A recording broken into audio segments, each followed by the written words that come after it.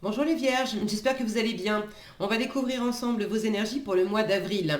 Gardez bien à l'esprit que ce sont des énergies générales, c'est comme une sorte de météo, et vous seul décidez de ce que vous en faites. Donc prenez uniquement ce qui résonne pour vous dans ce tirage et le reste vous laissez. Je vous invite également à consulter les vidéos de votre ascendant et des autres signes de votre thème astral pour compléter ces informations. Ici, l'énergie générale qui va vous accompagner pendant tout le mois, celle avec laquelle vous entrez dans le mois, la force qui vous soutient, le challenge à relever. 3 conseils de l'univers, ce que l'univers vous invite à continuer, à lâcher, à entreprendre de nouveau, votre énergie en sortie de mois et quelques messages conseils pour finir. Les jeux que j'utilise ce mois-ci sont le tarot Made Easy et l'Universal Celtic Tarot, ainsi que le, si j'arrive à l'attraper, voilà, le Tattoo Tarot et l'Oracle des Anges. Vous retrouvez sous chaque vidéo en description tous les tarots et oracles qui sont régulièrement utilisés sur cette chaîne, ainsi que le lien pour les guidances personnalisées. Alors, c'est l'empereur qui vous accompagne pendant ce mois d'avril. L'énergie de l'empereur, c'est une énergie très posée, très confiante, beaucoup de structure avec l'empereur. Il peut même y avoir un côté conservateur où on ne cherche pas à réinventer la roue et on n'est pas forcément très ouvert au changement. C'est du leadership aussi, l'empereur. Donc peut-être que le travail est à l'honneur, peut-être que la prise de décision, la prise de position, le fait d'être dans une posture de pouvoir, peut-être que ça a son importance pour vous en avril. Alors on va voir à propos de quoi s'exprime cet empereur. Vous avez le cavalier d'épée, le 7 de denier, la grande prêtresse et la roue de la fortune, le roi de coupe avec la mort, la force et le 8 d'épée, le magicien et le 8 de denier, le 3 de coupe et encore le magicien, vous l'avez 2 fois, et le roi d'épée avec la grande prêtresse 2 fois encore, puisque vous l'avez ici aussi. Bon, alors je vais compter vos arcanes majeures parce qu'il y en a plusieurs. Vous en avez en double aussi. Alors, arcanes majeures 1, 2, 3, 4, 5. Alors, 6, 7, mais 5 arcanes majeures, 2 fois le magicien et 2 fois la grande prêtresse. Donc il y a quand même des énergies qui sont assez fortes pour vous les vierges en avril, qui peuvent être déjà là depuis avant avril, qui peuvent s'exprimer au-delà d'avril. Visiblement, le changement est à l'ordre du jour.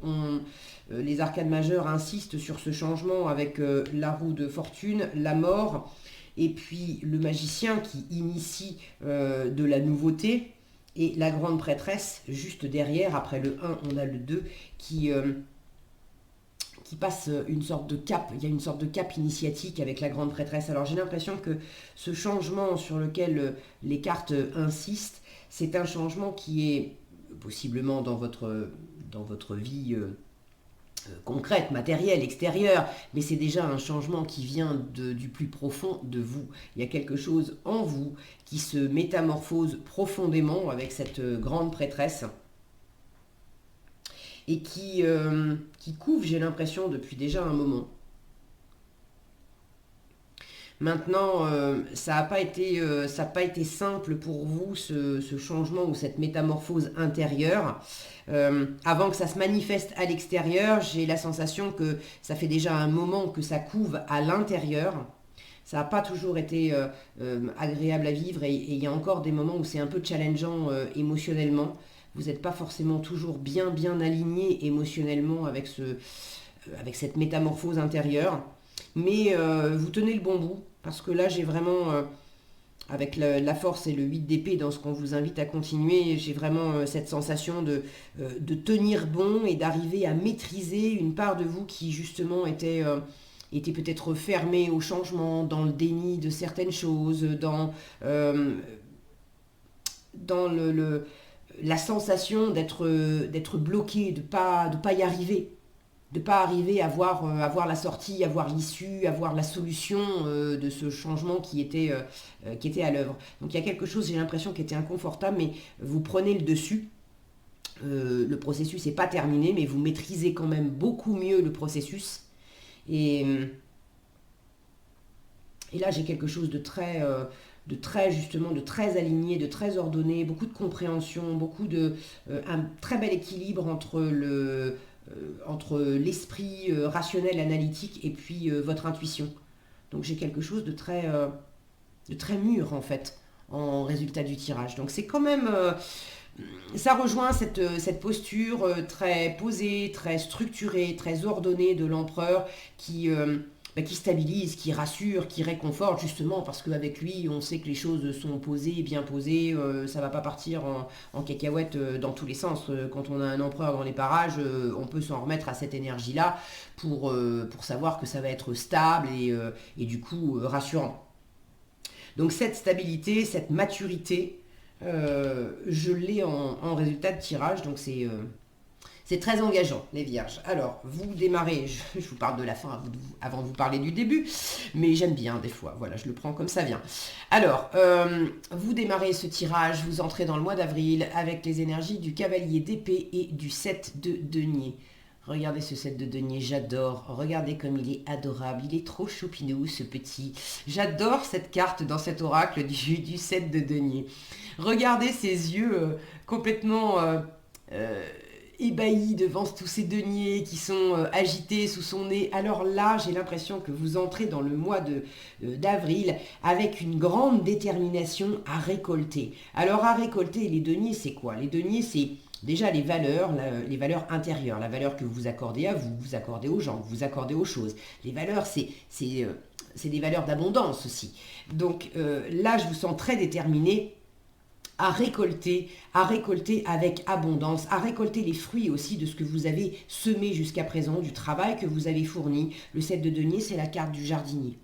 Donc on a passé du temps, on a sélectionné les graines, on a préparé son terrain, on a mis tout ça en terre, on a arrosé, on a passé du temps, on a veillé à faire sa part. Le jardinier ne peut faire que sa part, mais vous avez fait... je vous parlais d'une métamorphose où j'avais l'impression que ça faisait un petit moment que ça couvait et que ça n'avait pas toujours été simple, mais vous avez déjà bien avancé et là vous êtes très déterminé à récolter déjà les fruits des efforts que vous avez fournis jusqu'à présent. Maintenant avec le 7 de denier, à la fois on récolte, on fait une première récolte, mais on est encore en train de jardiner, donc on est encore aussi en train de semer de nouvelles graines qu'on récoltera plus tard. Donc je vous sens à la fois très déterminé à récolter les fruits des efforts que vous avez précédemment fournis, et je vous sens également très déterminé à continuer de semer des choses, de travailler pour récolter plus tard de l'abondance, des choses qui vous conviennent. Alors c'est à la fois dans les valeurs, dans des choses qui vous portent, dans cette métamorphose intérieure, des choses qui vous satisfont. Qu'est-ce qui correspond à vos valeurs? Vos valeurs, c'est quoi? Pour certains, ça va être l'ambition professionnelle, pour d'autres, ça va être le fait d'être proche de sa famille, pour d'autres encore, ça va être d'être toujours dans la générosité et peut-être d'être toujours dans le respect, dans la proximité de la nature. Bon, vous voyez quelles sont vos valeurs, mais il y a quelque chose en vous qui est très, très vif. Il y a beaucoup de clarté, de vivacité d'esprit avec ce roi d'épée. Vous avez quand même une vision claire des valeurs que vous défendez, de celles que vous voulez accroître, expanser. Qu'est-ce que vous voulez récolter demain? Et vous l'exprimez volontiers. Et là encore, j'ai quelque chose de très... qui grandit. Avec cette idée de jardinage là, vous démarrez avec une énergie de cavalier d'épée et vous terminez le tirage avec une énergie de roi d'épée. Donc là, il y a une prise de maturité aussi. Vous grandissez, vos idées sont encore plus ordonnées, encore plus claires, encore plus structurées. Là, on est en marche avec le cavalier d'épée, on exprime, on met du mouvement, on est en train de se démener en fait pour faire valoir ses idées, ses arguments, pour poser des actions, pour aller de l'avant. Avec le roi d'épée, on est arrivé à une forme d'aboutissement, de complétude, de maturité. C'est le grand chef, le roi d'épée. Là, on est encore dans de l'exécutant. D'accord? Donc là, il y a vraiment quelque chose qui grandit et qui mature en vous, les vierges. Alors, je vais le prendre dans l'ordre. Ce qui va vous porter, la force qui vous soutient pendant tout le mois d'avril, la grande prêtresse et la roue de la fortune. Alors là, je retrouve un équilibre en termes de rythme. Je retrouve le même équilibre que j'ai ici. C'est-à-dire que là, le roi d'épée, c'est une énergie très vive et très rapide. Le 7 de denier, c'est une énergie beaucoup plus posée. C'est une carte aussi de patience, cette fameuse patience du jardinier qui sait très bien qu'on ne fait pas pousser les tomates en leur tirant sur la tête. Donc là, j'ai un équilibre entre une force vive qui vous anime et puis une capacité à être posé intérieurement. Les deniers, c'est quand même l'élémentaire, c'est votre élément, les vierges. Une capacité à être posé et à prendre les choses un jour après l'autre. Et là, je retrouve la même sensation, l'énergie très très lente, elle est même statique, de la grande prêtresse. La grande prêtresse, c'est pas du tout une énergie d'action, c'est une énergie de spiritualité, d'apprentissage, d'observation. Elle écoute, elle observe, elle apprend, elle se met en retrait, mais elle n'en perd pas une miette. Alors, elle dit rien, elle bouge pas, mais elle n'en perd pas une miette. Et à côté, la roue de la fortune, la roue, c'est quand même une énergie qui est dynamique. Donc là, j'ai un bel équilibre entre les deux. Ce même équilibre que vous avez en début de mois, à la fois cette détermination, cette énergie vive mais intérieure, que justement vous canalisez bien. Et puis, qu'est-ce que je peux faire dans la matière? Qu'est-ce que j'ai déjà fait dans la matière? Où est-ce que je dois faire preuve de patience parce que j'ai fait ce que je pouvais et puis après, le reste, ça ne m'appartient pas, donc j'observe. Et c'est ce qu'on vous dit de continuer à faire. C'est la meilleure force que vous puissiez avoir ce mois-ci, c'est d'observer les résultats de ce que vous avez entrepris et puis d'observer ce qui ne dépend pas de vous. Avec la grande prêtresse, c'est une invitation à découvrir des secrets en vous, des secrets à l'extérieur. Alors, ce n'est pas forcément des secrets pour vous planquer des choses et délibérément et vous la faire à l'envers. C'est pas ça. C'est la grande prêtresse vous invite à découvrir des choses que vous ne connaissez pas jusqu'à présent. Donc, ça peut être une invitation à vous former, à apprendre. Ça peut être aussi une invitation vous-même à transmettre du savoir à d'autres personnes. Il y a beaucoup d'intuition avec cette grande prêtresse. C'est aussi une carte de gestation. Et regardez, cette roue de la fortune qui, à la base, est quand même une énergie vive, elle est représentée par une femme qui tient son ventre et on voit clairement qu'elle est enceinte. Donc on a cette notion de cycle avec la roue de la fortune, d'un cycle de gestation. Donc votre meilleure force, c'est d'être attentive au cycle de gestation qui est en cours, à ce fameux rythme que vous sentez déjà. Qu'est-ce que vous avez déjà semé jusqu'à présent et vous êtes dans l'attente, dans l'observation de ce que ça va donner. Et vous savez très certainement à peu près en combien de temps ça va émerger. Moi, je ne sais pas ce que vous avez, quel type de graines symboliquement vous avez semé dans votre vie, mais vous avez très certainement une idée quand même un peu des délais. Donc c'est d'observer posément comment ça pousse en fait pendant ce cycle de gestation jusqu'à ce que ça soit mûr pour effectivement récolter. Et puis de prendre en compte aussi, d'étudier aussi quelles sont les graines que je sème maintenant pour récolter plus tard. Et toujours dans la même idée, je vais avoir un cycle. Qu'est-ce que j'amorce comme cycle aujourd'hui qui va me donner des fruits, une récolte demain? Mais quels sont les cycles que j'ai envie de reproduire et quels sont les cycles que j'ai envie d'arrêter? Si je continue dans la métaphore du jardinage, est-ce que j'ai envie de replanter la même chose que ce que je connais déjà, que ce que j'ai déjà récolté dans ma vie, ou est-ce que j'ai envie de planter autre chose? Et là, il y a vraisemblablement quelque chose à stopper. Vous êtes dans cette observation de ce que vous avez récolté jusqu'à présent et dans cette observation de choisir des choses différentes. Si ce que vous avez récolté jusqu'à présent ne vous convient pas, ou ça vous a peut-être convenu dans le passé mais ça ne vous convient plus, il est temps d'avoir cette sagesse de semer autre chose, de boucler des cycles, d'arrêter de reproduire des comportements, des attitudes. Si vous sentez, si vous observez que vous vivez toujours la même chose dans vos relations amoureuses ou dans vos relations professionnelles, là, en force, on vous dit observe, écoute et apprends. Observe tout ce que tu as traversé jusqu'à présent et observe aussi dans quelle mesure, si tu ne veux pas revivre encore une énième fois le même type de circonstances, de rencontres, bref, si ça ne te convient pas, observe les ingrédients en fait. Parce que si tu veux avoir un résultat différent, il faut que tu fasses différemment à la base. Il faut que tu sèmes des graines différentes. Il faut que tu mettes des ingrédients différents pour avoir une recette au bout du compte qui va être autre. Donc ça, c'est votre plus grande force, d'observer, d'apprendre, de découvrir en vous quels sont les cycles que vous avez envie de continuer, quels sont les cycles que vous avez envie de stopper, de boucler. D'avoir cette patience aussi d'observer les saisons, les temps, les boucles que vous avez besoin de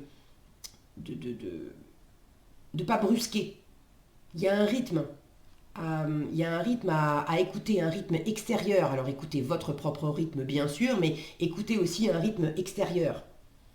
Alors est-ce que c'est écouter le rythme d'une autre personne? Est-ce que c'est écouter le rythme de la nature si vous avez des choses en route justement avec la nature? Écouter le rythme des... chaque chose a son rythme. Si vous avez envie d'acheter ou de vendre un bien immobilier, il y a en général un rythme moyen pour ce qui est d'obtenir un crédit à la banque, d'avoir tous les papiers qui sont signés par le notaire. Il y a aussi des rythmes qui sont imposés par la loi avec des délais de rétractation, etc. etc. Donc il y a beaucoup de choses pour lesquelles il y a un timing en fait. Et là, en force, vous avez cette sagesse d'observer les timings qui sont demandés par la vie, par l'univers, par ce que vous êtes en train de vivre et de les respecter, de laisser ce temps de gestation. J'ai également quelque chose là qui couve en vous. Vous êtes symboliquement enceinte d'un projet, d'une envie. Il y a quelque chose que vous couvez depuis déjà un moment. Ça peut être un changement, ce changement qui couve intérieurement depuis déjà un moment en vous. Vous ne savez pas forcément ce que ça va donner, mais vous êtes plus très loin de l'accouchement, entre guillemets. Et le fait d'avoir suivi votre intuition et cette sensation interne qu'il y avait une profonde métamorphose en vous, parce que la métamorphose, le changement, je l'ai, la roue de la fortune, la mort, le magicien qui initie de la nouveauté, le changement est là. Donc, ce changement que vous couvez depuis un moment intérieurement, vous savez très bien qu'il va finir par se matérialiser. Je vous disais juste avant, c'est pas en faisant toujours la même chose, en ayant toujours les mêmes graines ou les mêmes ingrédients qu'on va avoir un résultat différent. À partir du moment où intérieurement, vous êtes en train de vous métamorphoser, il est bien évident que extérieurement, vous n'aurez plus les mêmes résultats.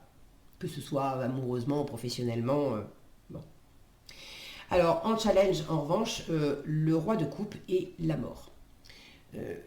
Là, je vous disais, j'ai la sensation depuis un moment que ce changement avec la mort, émotionnellement, ça n'a pas été facile.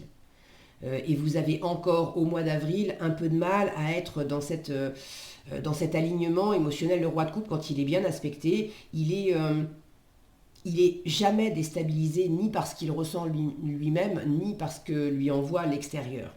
Or là, en challenge, vous pouvez avoir encore des hauts et des bas émotionnels, à pas toujours bien vivre cette métamorphose ou ce changement. Alors, je ne sais pas ce que c'est, n'hésitez pas à partager dans les commentaires, je suis toujours ravie de vous lire, c'est intéressant d'avoir vos différents retours. Est-ce que c'est vraiment un changement très très intérieur? Est-ce que c'est quelque chose qui se manifeste beaucoup plus dans la matière? Est-ce que c'est un mix des deux? Si vous avez envie de partager, je serais vraiment ravie d'avoir vos retours. Quoi qu'il en soit, dans l'émotionnel, Là, il y a un changement. Il y a peut-être, avec ce côté un peu conservateur de l'empereur, il y a peut-être une part de vous qui émotionnellement a du mal à suivre ce changement parce que ça demande de laisser derrière vous des personnes ou des activités, peut-être davantage des personnes qui ont compté pour vous. Et laisser ces personnes derrière vous, soit il y a carrément une forme de rupture à consommer, de rupture à digérer, de rupture...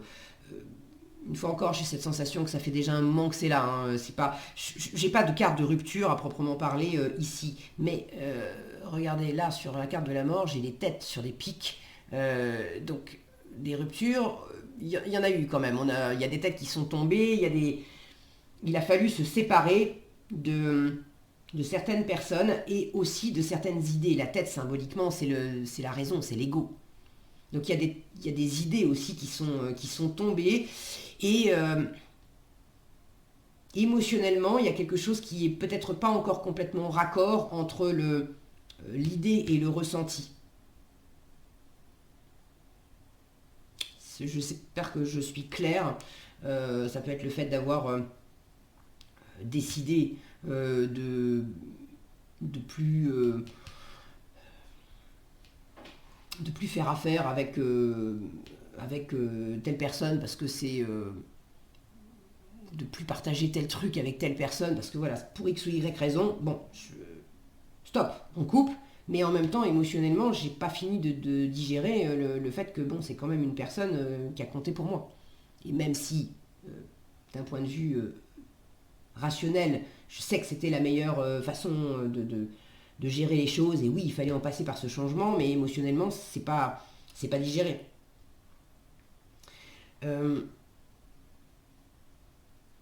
Quand il est bien aspecté, ce roi de coupe, il est extrêmement bienveillant. En challenge, est-ce que c'est vous qui manquez un peu de bienveillance vis-à-vis de vous-même à travers ce changement? Est-ce que c'est quelqu'un de l'extérieur qui manque de bienveillance vis-à-vis de vous? Là, j'ai quelque chose qui est pas bien aligné au niveau des émotions. Alors, est-ce que c'est vous? Est-ce que c'est l'entourage? Est-ce que c'est un mix des deux? J'ai pas non plus la sensation que ça va vraiment vous empêcher, vous perturber beaucoup pendant ce mois d'avril. C'est là, certes, mais j'ai plus la sensation que c'est le côté inconfortable par nature de tout changement, c'est que quand il faut faire place nette avec la mort, c'est laisser mourir certaines choses pour faire justement de la place à la nouveauté. Donc le changement, c'est jamais très agréable. L'être humain, par nature, aime bien quand les choses sont toujours un petit peu... quand il a sa zone de confort et de sécurité, justement, et par définition, le changement fait sortir de sa zone de confort et de sécurité. Donc, je pense que c'est plus en ce sens que c'est pas toujours facile émotionnellement de vous sentir, bien aligné. Je pense que ce qui vous déstabilise aussi, c'est que ce changement, vous le suivez vraiment guidé par... regardez, elle est en train de hurler à la lune, en fait, je ne sais pas si vous le voyez bien. Elle est en train d'hurler à la lune. Vous le suivez en étant guidé vraiment par votre intuition. La grande prêtresse qui sort de foi. Et il y a des moments où... est-ce que vous avez un peu de mal à suivre cette intuition? Des fois, vous êtes plus... Et ça, c'est peut-être des restes. Vous êtes plus branché sur... 8 d'épée, vous étiez, je vais en parler au passé parce que vous avez pris le dessus, ça c'est ce qu'on vous invite à continuer. La force et le 8 d'épée. Vous étiez jusqu'à il n'y a pas si longtemps bloqué dans des jugements, des pensées, des croyances limitantes et davantage dans le mental que dans l'intuitif. Donc il y a peut-être encore un peu de cette difficulté émotionnellement à bâtir et à s'appuyer sur l'intuitif davantage que sur le raisonnement. Vous n'êtes pas tout à fait à l'aise avec ça. Est-ce que je me trompe? Est-ce que c'est vraiment mon intuition? Est-ce que je me fais pas des idées? Bon. Mais vous prenez le dessus. avec la force. Et ce que j'aime beaucoup dans ce tarot-là, c'est que le 8 d'épée, qui est d'habitude représenté par un personnage qui est ligoté, pieds et poings liés, les yeux bandés, il voit rien, il a des épées tout autour de lui qui l'empêchent d'avancer, enfin du moins il en a l'impression. Là, on a le contraire. On a les yeux grands ouverts, on a je crois que c'est un hibou derrière, si c'est plutôt, ou à moins que ce soit une chouette, je sais jamais faire la différence. Mais bon, on a ces yeux très perçants qui voient loin, qui voient justement au-delà.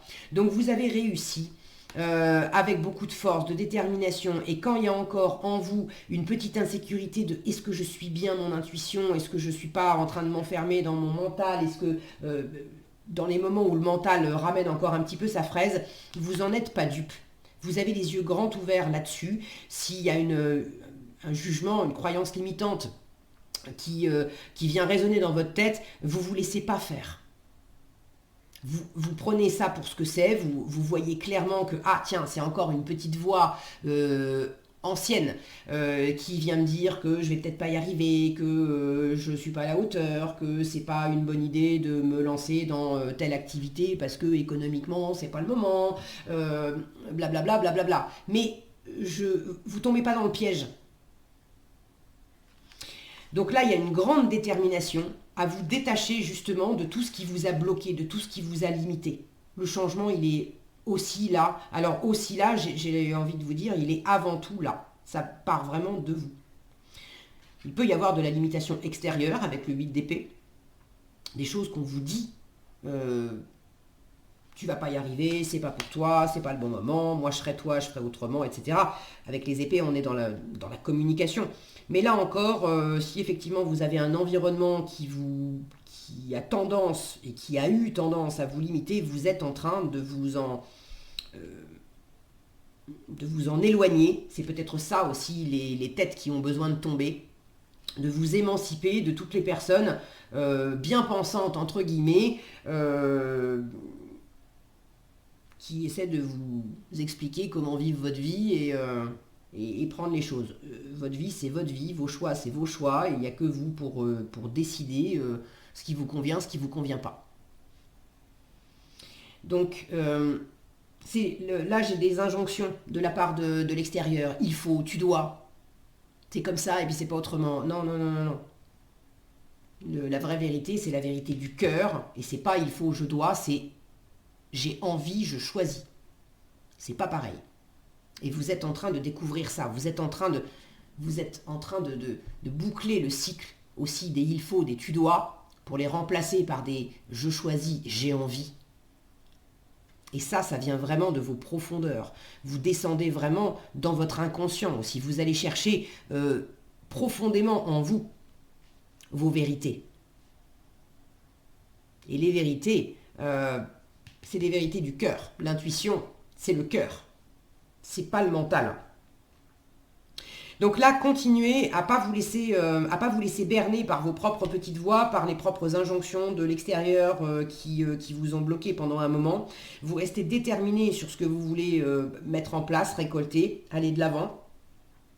Et puis je retrouve cette niaque là avec cette gueule de lion et puis ce cavalier d'épée qui va de l'avant. Vous êtes vraiment déterminé à mener à bien quelque chose. Pour certains, c'est dans le boulot. Vous avez vraiment envie de vous lancer dans quelque chose. Et il y a quelque chose qui vous retient. Alors, ce qu'il faut lâcher, ceux qui veulent justement se lancer dans le travail, si ce n'est pas dans le travail, dans un projet, bref, ça fait un moment que vous procrastinez. Et que vous ne vous lancez pas. Et que vous vous retenez. Là, on vous dit qu'il faut arrêter. Avec le magicien, qu'on retrouve dans ce qu'on vous invite à entreprendre de nouveau, le magicien vous dit tu as tout ce qu'il faut en toi pour te lancer. Donc vas-y. Le 8 de denier à côté, c'est du travail, beaucoup de travail, du matin au soir. C'est aussi le travail sur soi. C'est le côté très perfectionniste. On s'attache à plein de détails, etc. Et là, j'ai la sensation que vous bossez beaucoup. Mais vous bossez pour certaines choses, vous bossez à côté de la plaque. C'est-à-dire que vous allez fignoler des détails de ceci, de cela, pour éviter de faire le premier grand pas décisif. ça va être symboliquement, je veux me mettre à mon compte comme artisan. Il est en train de ressemeler une botte. Je veux me mettre à mon compte comme artisan. Ok. Mais je me dis qu'il va me falloir des cartes de visite, il va me falloir un site internet. Alors, je passe mon temps à fignoler mes cartes de visite, à peaufiner mon site internet. Et pendant ce temps-là, en fait, je ne fais pas mon boulot. Je me lance pas. Or, c'est ça qui compte. C'est le fait de faire mon travail d'artisan. Le reste, site internet, carte de visite, on verra ça après. Ceux qui sont aussi en train de se dire, bah oui, mais il va falloir que je me déclare, et puis je sais pas, quel statut, auto-entrepreneur, pas auto-entrepreneur, est-ce que je fais ça comme ça, est-ce que je vais à la chambre de commerce, ou est-ce que c'est à la chambre des métiers, je sais pas trop, mais on s'en fout. Alors on s'en fout. Dans l'absolu, non, il y a un moment où vous le ferez. Mais c'est des choses, c'est des questions derrière lesquelles vous vous planquez. Est-ce que vous commencez déjà à exercer votre métier? Est-ce que vous vous êtes lancé avec vos premiers clients?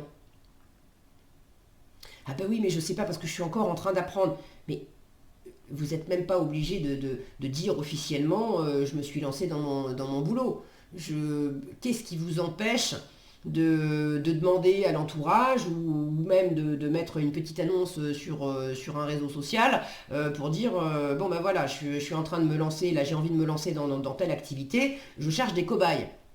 Ça va être gratuit, mais je cherche des cobayes pour pouvoir m'entraîner à ressemer des chaussures donc si vous avez des chaussures usagées, ben, je vous le fais gratos, ou alors c'est libre participation, mais j'ai besoin de m'entraîner, donc du coup c'est un rapport gagnant-gagnant. Et là on se lance vraiment à faire ce qui est important. Et on ne tourne pas autour du pot à savoir où est-ce que je vais m'enregistrer, etc. Bon. Donc je vais pas continuer là-dessus, je pense que ça a été vous avez suffisamment compris, ceux qui se reconnaissent là-dedans.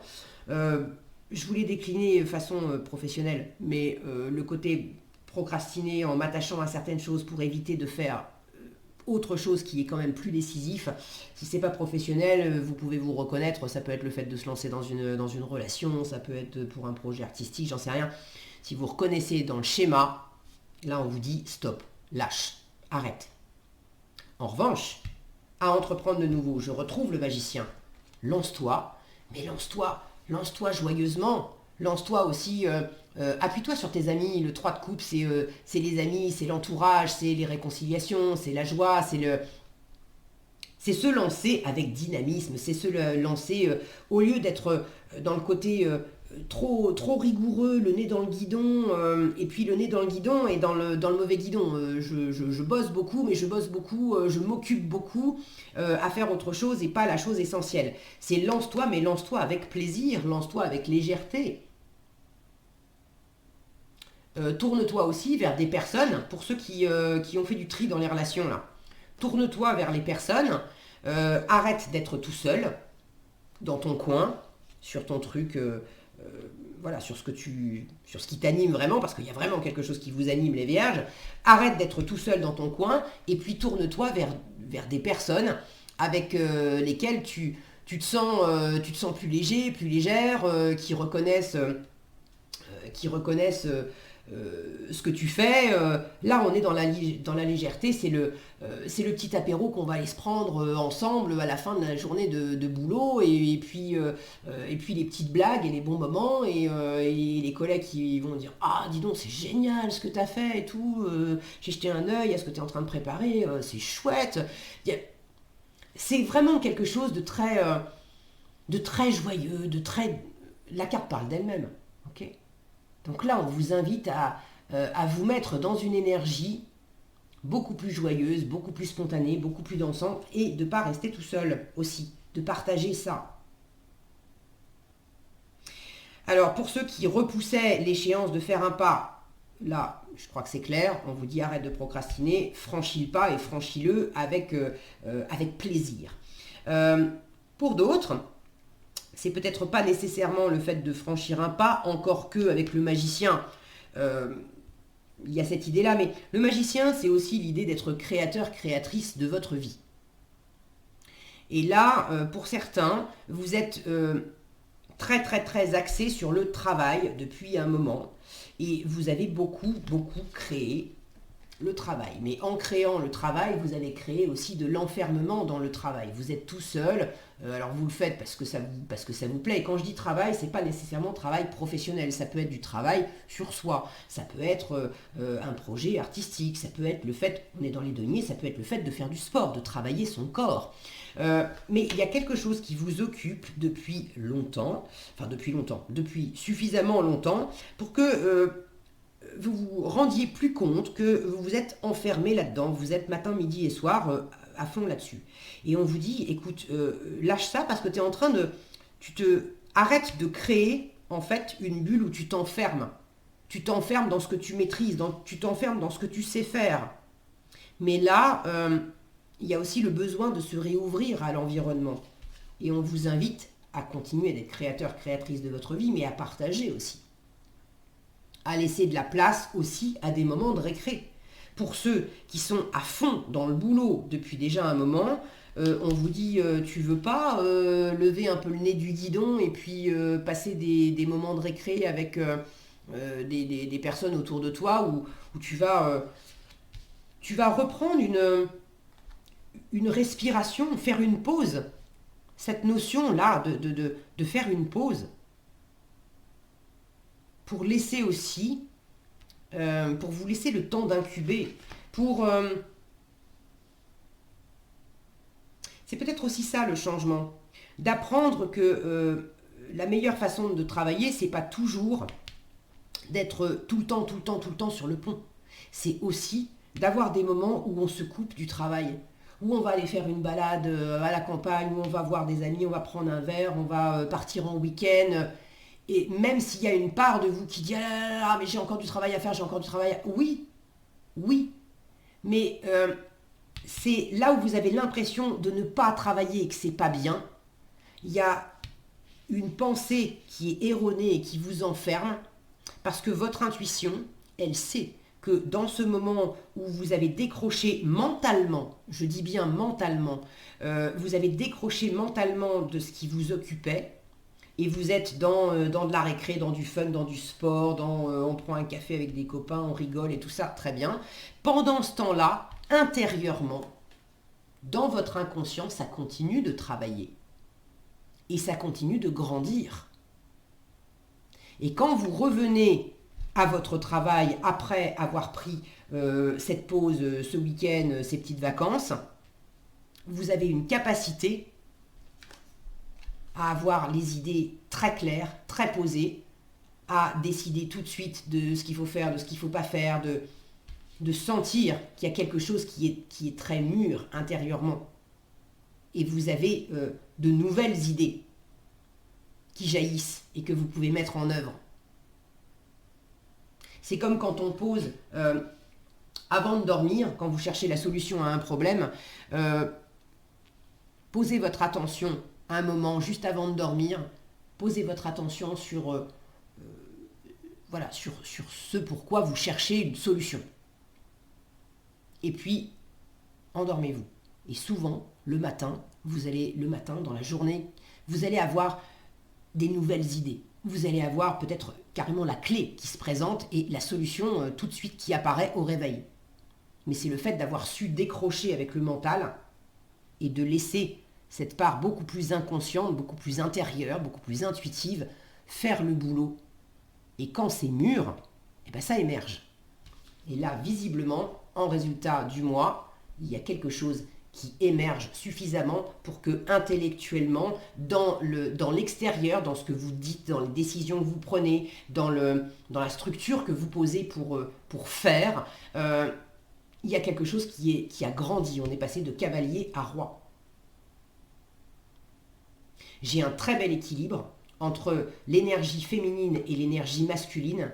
L'énergie masculine dirigée vers l'extérieur, celle qui justement va créer, va diriger, va prendre les rênes, ce fameux leadership de l'empereur.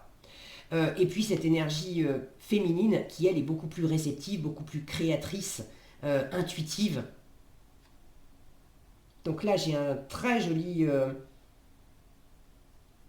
un très joli équilibre qui se fait en fin de mois,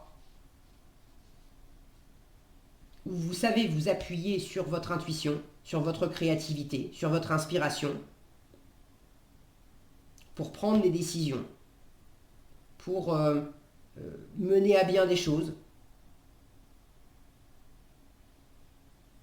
Et vous vous faites confiance aussi, vous savez vous appuyer sur cette part beaucoup plus intérieure et beaucoup plus intuitive. Il y a une grande clarté sur à la fois votre partie créative et une grande clarté qui se fait aussi sur cette part qui était plus inconsciente, la lune, alors là on est bien d'accord que c'est la carte de la grande prêtresse, mais la lune peut parler de zones d'ombre, de peur, d'insécurité. Là vous clarifiez des zones d'ombre, en vous, vous clarifiez des choses qui précédemment vous enfermaient. Donc c'est chouette, c'est très chouette les vierges. C'est très chouette les vierges. Continuez comme ça. Alors, en conseil, vous avez, regardez, entrepreneur et lâcher prise sur le passé. Alors, ça ne sera pas toutes les vierges, mais pour certains, clairement, je vous parlais d'initier quelque chose, de se lancer par rapport au travail, d'avoir une récolte, quelque chose qui, où on cherche à, on a fait tout ce qu'on pouvait et puis on cherche à récolter plus, mieux, autrement. Entrepreneur, on vous dit l'intention de vous mettre à votre compte correspond à votre tempérament. Alors ça ne sera pas pour toutes les vierges, et pour certains c'est peut-être pas dans le travail professionnel, mais il y a une forme peut-être d'indépendance, de mieux vous écouter vous, pour reprendre votre pouvoir, ça c'est sûr. L'intention de vous mettre à votre compte correspond à votre tempérament. Travailler pour vous-même vous permet de suivre votre intuition, qui est là. Suivre votre intuition, c'est vraiment important ce mois-ci. Donc, vous permet de suivre votre intuition et les conseils divins. Nous sommes vos partenaires et collègues. Nous restons loyalement à vos côtés pour vous assurer le succès dans tout ce que vous entreprenez. Donc, vous êtes vraiment, vous êtes entouré, vous êtes guidé. Là, j'ai vraiment quelque chose de très posé, de très mûr dans votre tirage, qui prend beaucoup de maturité et d'assises. Donc, n'ayez pas peur de vous lancer, je ne sais pas dans quoi, mais n'ayez pas peur de vous lancer les vierges. Et lâcher prise sur le passé, ce fameux changement. Là. Lâcher prise sur le passé. On vous dit, vous êtes là de porter le fardeau de votre passé. Amis très chers, il est temps d'abandonner cette lourde charge. N'en conservez que l'amour et les leçons reçues. Et c'est pas facile d'en conserver que l'amour et les leçons reçues. C'est aussi un peu le challenge. Oubliez tout le reste. Vous n'avez plus ni la volonté ni le besoin de le garder. Laissez-le s'en aller. Voilà ce que j'avais pour vous les vierges, j'espère que cette vidéo vous sera utile. Si elle vous a plu, je vous invite à la liker, la partager, la commenter. Et pour être averti quand je publie de nouvelles vidéos, il suffit de vous abonner et d'activer la cloche des notifications. Prenez bien soin de vous, passez un excellent mois d'avril et je vous dis à bientôt dans un prochain tirage.